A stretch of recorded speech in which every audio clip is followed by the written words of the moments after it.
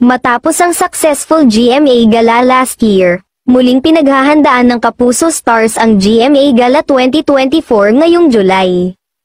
Sa Instagram page ng Sparkle GMA Artist Center, makikita ang preparations at countdown para sa nalalapit na GMA Gala Night.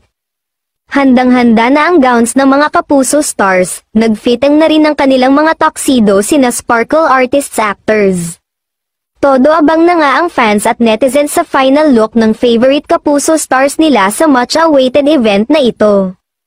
Pero bukod sa mga Kapuso Stars ay inaabangan din ang pagdalo ng mga kapamilya stars, partikular ang It's Showtime host na umi-air ngayon sa GMA Network. Sigurado nga na imbitado ang mga ito dahil mismong si Vice Ganda ang nagsabing nakahanda na ang kanilang susuotin sa imbitasyon na ibinigay ng boss na Kapuso. Ngayon pa lamang ay curious na ang madlang people kung a-attend sa nasabing event si Karil at si Kim Chu. Last year ay naging kontrobersyal ang hindi pag-attend ng Showtime host na si Karil dahil di umano sa ex nito na si Dingdong Dantes.